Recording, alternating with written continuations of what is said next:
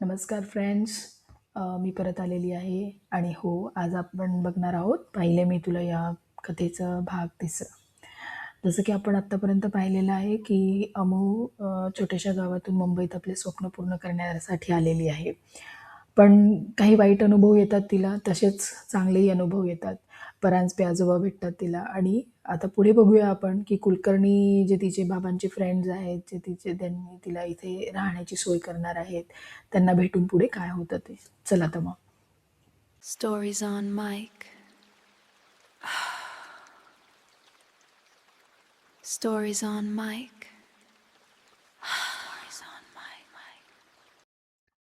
हातात कॅप्टन परांजपे यांनी दिलेलं कार्ड आणि मनात त्यांच्याविषयी कृतज्ञता घेऊन अमू कुलकर्णी बंगल्याच्या मोठ्या लाकडी गेटजवळ उभी राहिली.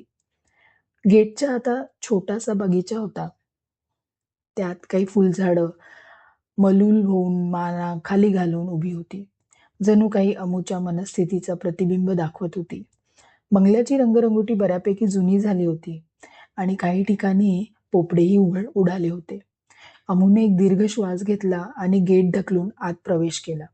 समोरच्या दारावरची पितळी घंटा वाजवण्यासाठी तिचा हात पुढे सरसावला, पण भीतीने आणि संकोचाने तो जागीच थबकला. पोटात भीतीचा गोळा उठला होता. बाबांचे मित्र आहेत, काही काळजी नाही, असं मन स्वतःला समजवत होतं. पण मघाशी मुंबईने दिलेल्या अनुभवावरनं तिचा कोणावरच विश्वास बसेना. शेवटी हिंमत करून तिने घंटा वाजवली. आतून काहीतरी पडल्याचा आवाज आला आणि मग शांतता. अमूच्या काळजाची धडधड वाढली. कोणी नाही का घरात? तिने पुन्हा घंटा वाजवली, यावेळी थोडा जोरात.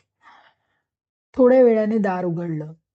पन्नाशी ओलांडलेले, किंचित टक्कल पडलेले, जाड भिंगाचा चष्मा लावलेले एक गृहस्थ दारात उभे होते.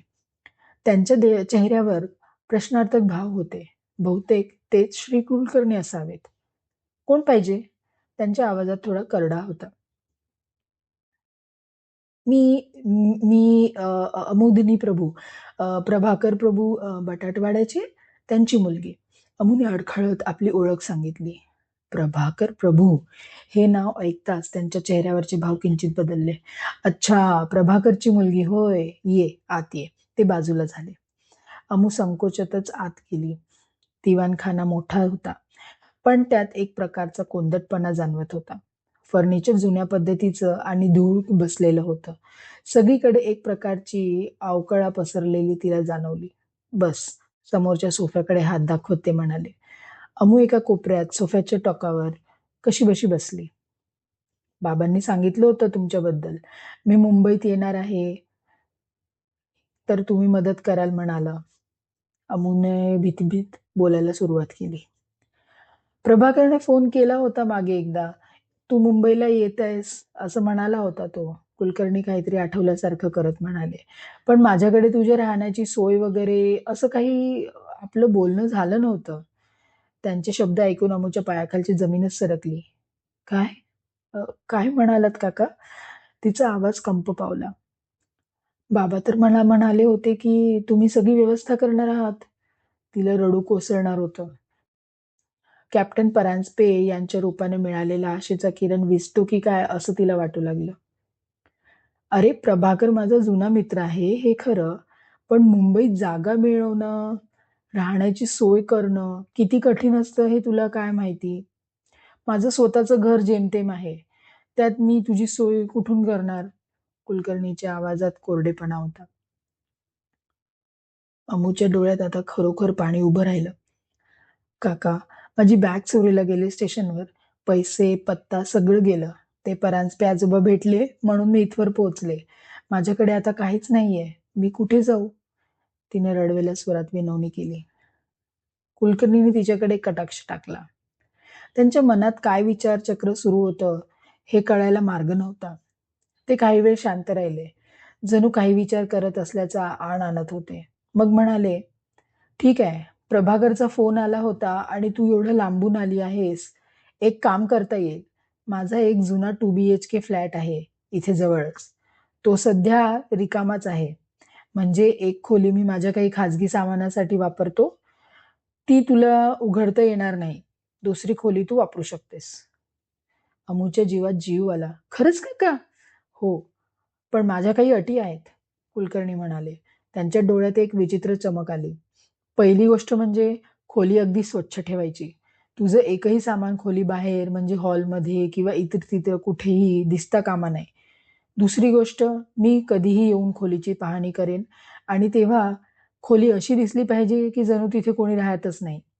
तिसरी आणि सगळ्यात महत्वाची अट, दुसरी बेडरूम जी बंद असेल ती माझ्या खाजगी सामानाची आहे. त्या खोलीला हात लावायचा नाही किंवा ती उघडायची प्रयत्नही करायचा नाही. कळलं? अटी ऐकून अबू थोडी गोंधळली. अशा कशा अटी या? पण तिच्याकडे दुसरा कोणताही पर्याय नव्हता. आणि आणि भाडं? तिने हळूच विचारलं. कुलकर्णींनी एक आकडा सांगितला. तो आकडा ऐकून अमुच्या पोटात खड्डा पडला. तिच्याकडच्या तुटपुंज्या माहितीनुसार हे भाडं खूप जास्त होतं. पण ठीक आहे काका, मला तुमच्या सगळ्या अटी मान्य आहेत. ती शरणागत झाल्याच्या सुरात म्हणाली. मी भाडंही देईन. कुलकर्णीच्या चेहऱ्यावर एक स्मित हास्य तरळलं, जे अमुला अजिबात आवडलं नाही. त्यांनी एक किल्लीचा जुडा तिच्यासमोर टाकला. ही त्या फ्लॅटची किल्ली. घराचं नाव स्नेहांजली आहे. समोरच्याच गल्लीत आहे. एकच खोली वापरायची आहे तुला. बाकी नियम लक्षात ठेव. अमुने किल्ली उचलली. एका अर्थी तिच्या डोक्यावरचा छताचा प्रश्न सुटला होता. तिने एक सुटकेचा श्वास घेतला. पण त्याच क्षणी तिच्या मनात विचारांचा काहूर माजला. पैसे कुठून आणणार? भाडं कसं भरणार? जेवणाचं काय? नोकरी कशी मिळवणार? आव्हानं वाचून तिच्यासमोर उभी होती. ठीक आहे काका, मी येते आता, म्हणून ती उठली. कुलकर्णीने तिला साधं येतेस असंही म्हटलं नाही. अमू जड पावलांनी बंगल्याबाहेर पडली. स्नेहांजली. ती किल्ली हातात घट्ट धरून ती समोरच्या गल्लीच्या दिशेने निघाली. थोडं पुढे गेल्यावर तिला ते घर दिसलं. एक जुनाट 2 मजली इमारत, जिच्या आजूबाजूला थोडं जंगल वाढल्यासारखं दिसत होतं. इमारतीला स्नेहांजली असं नाव कोरलेली पाटी एका बाजूला कललेली होती. एकंदर जागाच थोडी भयान वाटत होती. ती गेट उघडून आत जात असताना बाजूच्या बंगल्याच्या फाटकातून एक मध्यमवयीन बाई तिला निहाळत होती. अमुला पाहताच त्या तिच्याजवळ आल्या. त्यांच्या चेहऱ्यावर कुतूहल आणि थोडी भीती दिसत होती. कोण ग तू? नवीन राहायला आलीस का स्नेहांजलीत? त्यांची थेट प्रश्न केला. हो मावशी, मी आजच आले, अमू थोडं नम्रपणे म्हणाले. हिम्मत आहे बाई तुझी, त्या डोळे मोठे करत म्हणाल्या. म्हणजे? अमूला काही कळेना. म्हणजे काय, ते घर भुताटकीचं आहे म्हणून अख्खा वस्तीत खराब आहे. आधीचे भाडेकरू रात्रीच पळून गेलेले असं ऐकलंय. कुणाला तरी रात्री विचित्र आवाज येतात तर कुणाला काहीतरी दिसतं म्हणे. तू सांभाळून राहा बाई, धीट दिसतेस. पण भूत? अमुच्या काळजात चर्र झालं. आता हेच एक बाकी होतं माझ्या नशिबात. तिची अवस्था आगीतून फुफाट्यात अशी झाली होती. एकीकडे पैशांची चिंता, दुसरीकडे घरमालकाचा विचित्र अटी आणि आता हे भूताचं लचाड. अमुने स्वतःला सावरलं. असं काही नसतं हो मावशी, मनाचे खेळ असतात ते. ती वारंवार धाडस दाखवत म्हणाली. वरवरचं धाडस दाखवत म्हणाली. पण प्रचंड घाबरली होती.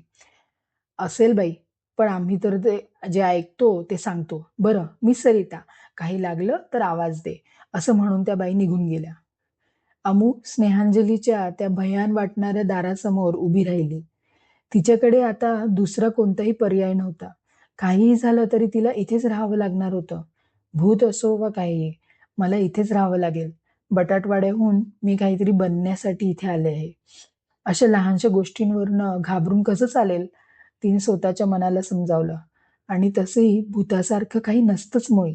तिने किल्ली लावली आणि जड झालेलं दार ढकललं.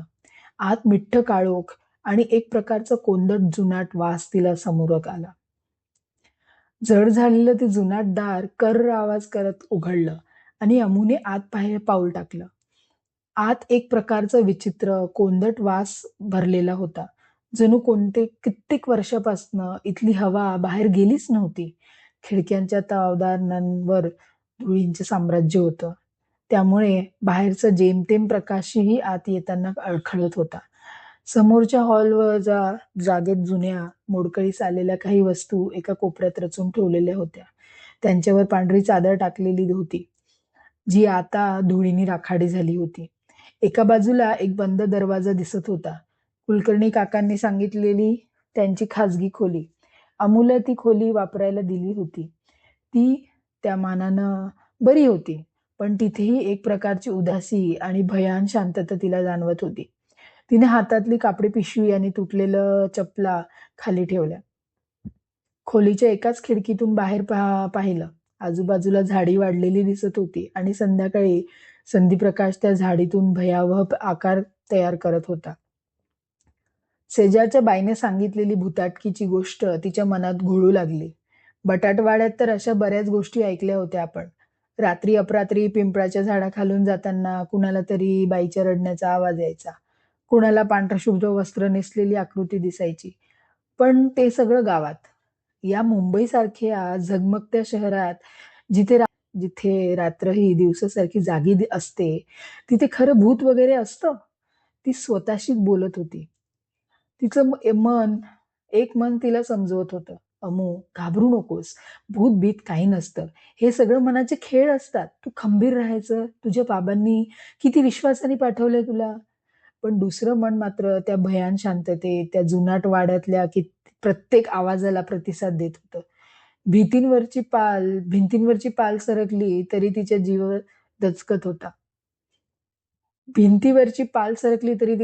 दचकत होता. खिडकीची काच वाऱ्याने वाजली की तिला वाटायचं कोणीतरी बाहेरून तिला बोलावतंय. अंधार हळूहळू दाटू लागला. अमूने खोलीतला एकमेव बल्ब लावला. पिवळा उदास प्रकाश खोलीत पसरला, पण त्यामुळे भीती काही कमी झाली नाही. उलट सावल्या अधिकच गडद आणि भयावह दिसू लागल्या. तिने आपला छोटीशी शतरंजी अंथरली. पोटात भुकेचा डोंब उसळत होता, पण खाण्यासाठी काहीच नव्हतं. आजचा दिवस पाण्यावरच काढावा लागणार, तिने स्वतःला समजावलं. पण तशी भूक मरून गेली होती ती भीतीपायी. ती तशीच एका कोपऱ्यात गुडघ्यात मान घालून बसून राहिली. तिचे कान मात्र सतर्क होते. प्रत्येक लहान सहान आवाजाकडे तिचं लक्ष होतं. जुन्या लाकडी छतावरून काहीतरी सरपटल्यासारखा आवाज आला. तिने चकमकून वर पाहिलं. उंदीर असेल, तिने स्वतःला सांगितलं. पण तरीही काळजातली धडधड काही कमी होईना. बराच वेळ असाच गेला. रात्रीचे किती वाजले होते कुणास ठाऊक. अमूची पापणी लागते न लागते तेच ठक ठक दारावर कोणीतरी वाजवलं. अमूच्या काळजाचा ठोका चुकला. एवढ्या रात्री कोण आलं असेल? ते शेजारचे काय की खरंच? तिच्या घशाला कोरड पडली. कोण आहे? तिचा आवाज भीतीने चिरकारला होता. अमू बाळा, दार उघड, मी आहे, कुलकर्णी काकू. कुलकर्णी काकू? अमूला क्षणभर विश्वासच बसेना.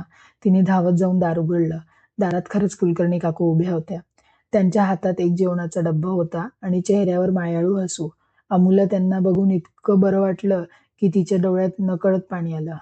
अगं, अशी का घाबरलीस? ये आत, घे मला, काकू हसत म्हणाल्या. त्या आत आल्या. त्यांनी खोलीवर एक नजर फिरवली.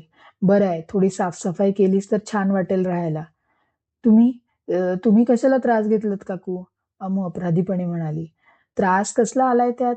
अगं, मला कळलं सगळं. तुझी बॅग चोरीला गेली, पैसे नाहीत तुझ्याकडे, मला माहित आहे.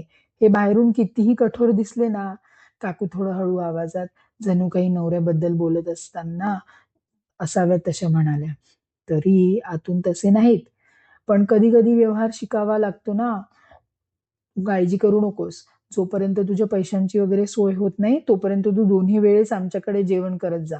मी आहे ना, उपाशी कशाला राहायचं? काकूंचे ते शब्द ऐकून अमूच्या तोंडून शब्द फुटेना. तिने तर खरंच आज रात्री पाण्यावरच भूक भागवायची ठरवलं होतं. तिला घहीवरून आलं. काकू, तुम्ही खरंच? काही नाही ग, चल हातपाय धुवून घे आणि जेवून घे गरम गरम. भूक लागली असेल ना. काकूंनी डब्बा उघडला. गरम गरम पोळ्या, भाजी आणि भाताचा सुगंध खोलीत दरवळला आणि अमूची भूक अधिकच चळवळली. जेवताना काकूंनी तिच्याशी खूप गप्पा मारल्या. तिच्या गावाबद्दल, आई वडिलांबद्दल विचारलं. अमूला आता खूप सुरक्षित आणि आपलंसं वाटत होतं. काकू त्या शेजारच्या सरिता मावशी सांगत होत्या की हे घर भुताटकीचं आहे म्हणून. अमूने भीतच विषय काढला. ते ऐकून काकू खळखळून हसल्या. अगं बाई, काहीतरीच काय. त्या सरिताबाईंना जरा जास्तच बोलायची सवय आहे. काही नाहीये इथे तसं. हे घर खूप जुनं आहे, त्यामुळे लोकांना काहीतरी अफवा पसरवायला निमित्त मिळतं. तू अजिबात घाबरू नकोस. आम्ही इतकी वर्ष राहतोय इथे बाजूला, आम्हाला तर कधी काही जाणवलं नाही. शेजारचे उगाच तुला घाबरवतात. काकूंच्या बोलण्याने अमूला खूप धीर आला. खरंच आपण उगाच घाबरत होतो, तिला वाटलं. जेवण झाल्यावर काकूंनी तिचा निरोप घेतला. काही लागलं तर निसंकोच ये हं गं पोरी, असं बजावून त्या गेल्या. आता अमूच्या पोटात अन्न होतं आणि मनात थोडा धीर. तिने दार नीट लावून घेतलं आणि सतरंजीवर अंग टाकलं. आज दिवसभरात घडलेल्या घटना तिला आठवत होत्या. परांजपे आजोबांची मदत, कुलकर्णी काकांचा तो कोरडेपणा आणि आता काकूंनी हा अनपेक्षित आधार. मुंबई खरंच खूप विचित्र शहर होतं. एका क्षणात तुमचं सर्वस्व हिरावून घेत होतं, तर दुसऱ्या क्षणाला मदतीचा हातही पुढे करत होतं. ती डोळे मिटून झोपायचा प्रयत्न करत होती. काकूंच्या बोलण्यानंच भुताची भीती बरीच कमी झाली होती. उगाच आपण घाबरलो, ती स्वतःशी म्हणाली. पण शांत झालेल्या खोलीत रात्रीच्या नीरव शांततेत तिला काहीतरी वेगळंच जाणवत होतं. तिच्या पाठीमागच्या बंद दाराआड कुलकर्णी काकांच्या खाजगी खोलीतून तिला एक अस्पष्ट दाबलेल्या गेलेल्या कण्याचा आवाज येत आला की काय, की तो तिचा भास होता. तिचं कान टवकारले नाही. आता काहीच आवाज नव्हता. मनाचा खेळ असेल. तिने डोळे घट्ट मिटून घेतले. पण अमूला काहीतरी वेगळाच अनुभव येणार होता. याची ती फक्त एक सुरुवात होती. स्नेहांजलीचं रहस्य तिला इतक्या सहजासहजी सुटणार नव्हतं. हं. बघूयात मग आता पुढच्या भागामध्ये, की हे काय रहस्य आहे. मला आशा आहे फ्रेंड्स तुम्हाला आता ही स्टोरी आवडत असेल आणि तुम्हाला पुढच्या भागाची उत्सुकता लागली असेल. तर पुढचा भाग ऐकायला, पुढचा भाग तुम्ही मिस नाही करणार यासाठी या चॅनलला नक्की सबस्क्राईब करा आणि आजचा भाग कसा वाटला हे मला कमेंटमध्ये नक्की सांगा. आणि भाग आवडला असेल तर लाईक करायला विसरू नका आणि तुमच्या प्रियजनांनाही शेअर करा. कारण ही एक वेगळी कथा आहे आणि तुम्हाला सगळे रहस्य उलगडतील हळू-हळू. तसं हे नक्कीच जाणवून येईल, की हां, ही साधी-सुधी कथा नाही आहे. तर तुमच्यासोबत बाकी इतर फ्रेंड्ससोबत पण, परिवारासोबत पण शेअर करा. म्हणजे तुम्हाला पण ह्या गोष्टीच्या चर्चा करता येतील, की पुढे काय होईल त्यांच्यासोबत, राइट? ओके. चला तर मग आपण भेटूया पुढच्या भागामध्ये. चलो bye. Stories on Mike. Stories on Mike.